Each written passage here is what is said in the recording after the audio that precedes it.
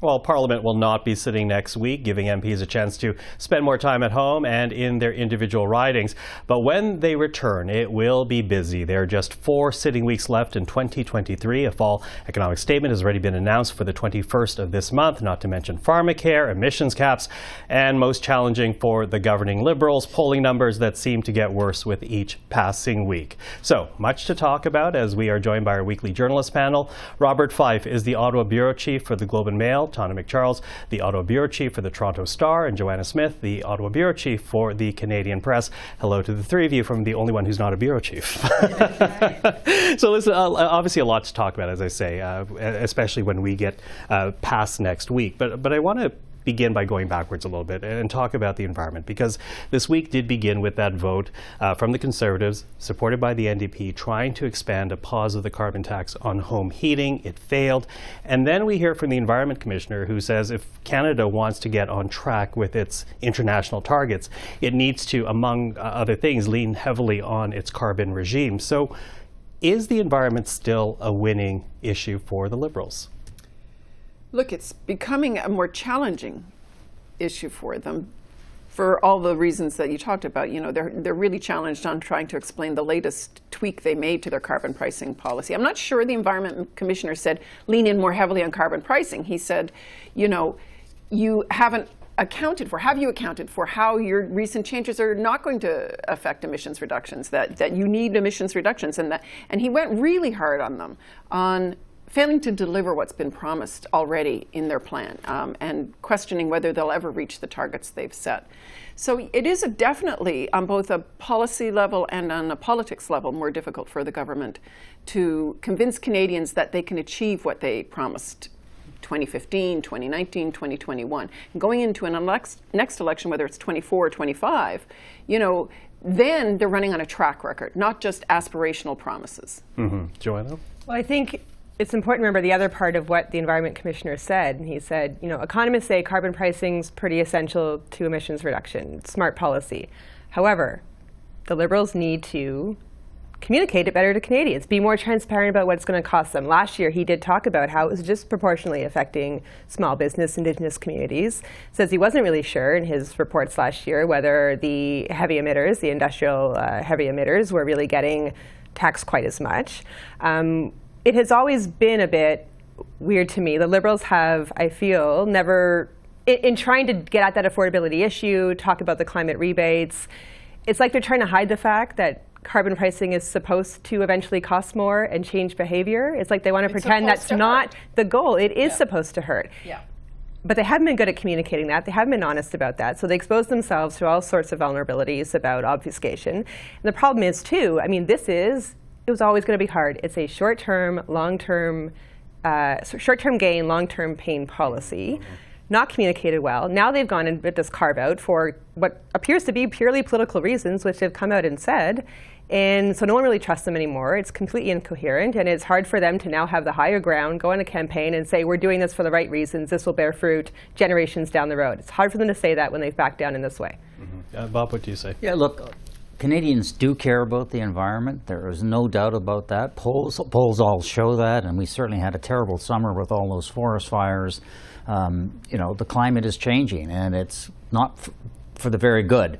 But the problem that this government has is which is often the case with them, is they talk a good game, but they never fulfill the promises of all that talking. So, I mean, we're not going to meet our climate targets for 2030, according to the environmental commissioner. You know, we still are waiting for these regulations dealing with caps on oil and gas, for example, that we haven't seen yet. The clean fuel regulation, we want to see that. There's a lot of things that this government hasn't done.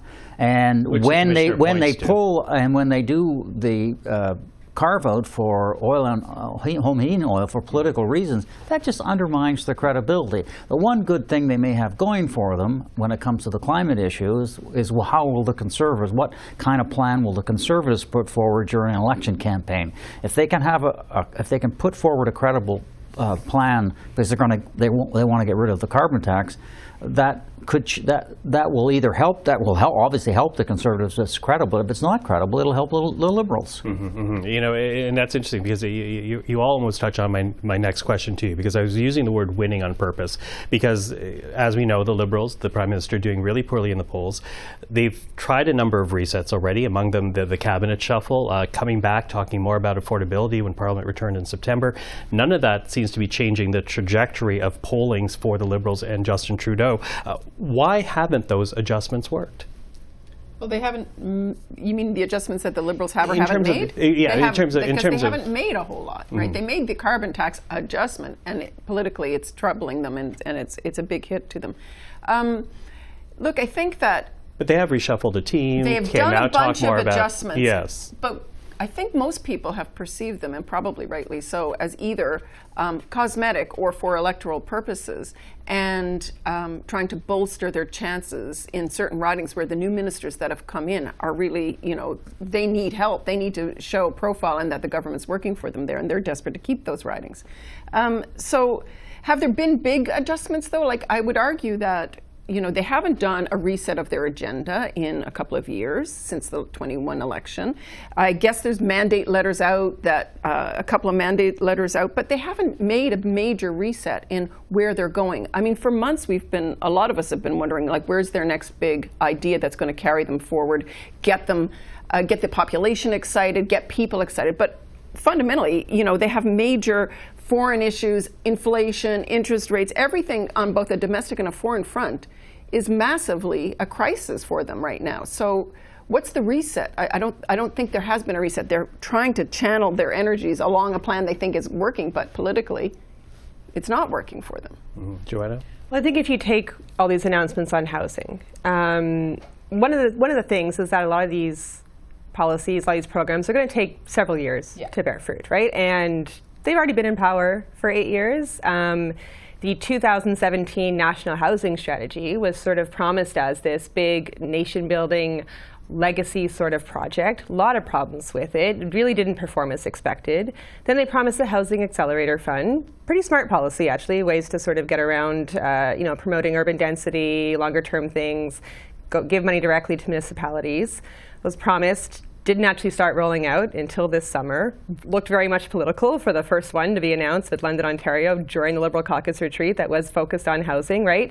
And again, these things are going to take time. So it's a matter of they may be doing things, but I think there's a lack of trust, and they're not a new government. They've been in power for 8 years, and so people are thinking, okay, you got these housing policies now, but you had housing policies before. They weren't really working, or where were you then? And it's just they're starting so far behind the line now, I think, that's one of the reasons it's going to be hard for it to stick. And some of the big things that they have done that were arguably successes from their perspective, the child benefit, child care program. Now there's a national child care program in this country. I mean, but they're subsumed under inflation crisis, interest rates that are crunching people's mortgages and credit card bills. And so I think that, it's hard to argue their successes in the face of ongoing big problems. And maybe that's a communications challenge, but it's also, I think it's a fiscal challenge. Where are they going to pull out another new big program? Farmer care, they're going to be really challenged to deliver farmer care, I'd say. Which we'll get to in a second, but very quickly to you on this Look, same question. I mean, this is a tired government. The Prime Minister is running out of steam.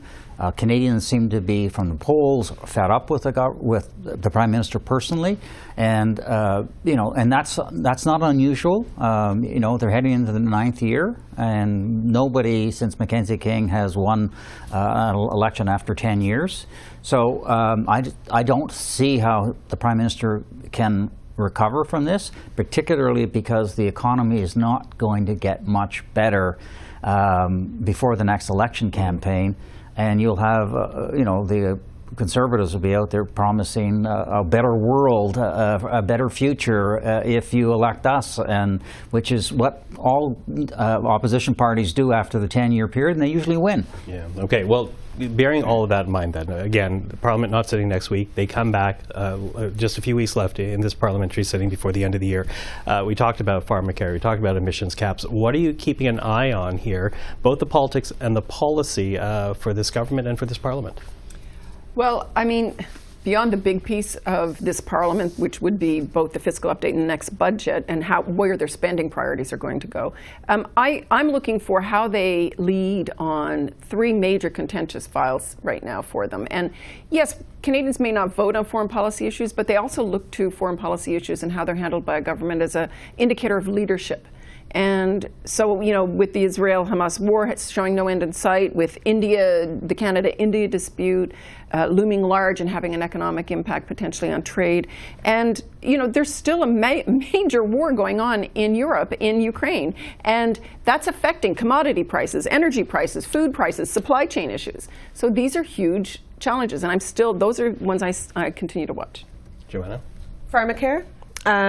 It's something the NDP really wants. It's in the confidence and supply agreement. It's supposed to be passed before the end of this year, based on the agreement. So a bill. It's a bill, right? Yes. So Yes, that's the thing, right? So the agreement is a bill by the end of the year.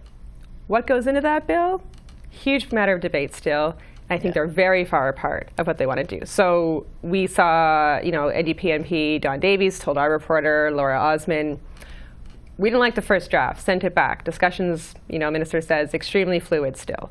I think the Liberals are thinking, we promised a bill, which could mean anything. And the NDP is like, no, actually, we want a universal pharmacare program. And that was clear in their convention. That was clear in their convention, and that was not a resolution that just, came from the grassroots, some fringe wing or whatever. National Director Anne McGrath, who knows her way around politics and election campaigns, came right out and said, we want to see teeth in this pharmacare bill. We want to see a pharmacare program. So whether each side will give them some wiggle room, what will be considered enough teeth, what will be considered, it all remains to be seen. It's unclear where the NDP is with the agreement right now. My earlier thinking was they don't want an election, they don't want Poilievre to be prime minister, but when they're starting to feel heat, Northern Ontario ridings where their battle's not necessarily with the Liberals or other places out west, their battle's with the Conservatives, at some point they're going to need to be thinking about saving their own furniture too. So still a ways away there, but that's a battle line I'm looking forward to seeing. Okay, final word to you, Bob. For me, all eyes on Trudeau. Is he going to stay or not go? I mean, he keeps saying he intends to stay, but the polls are really bad for him.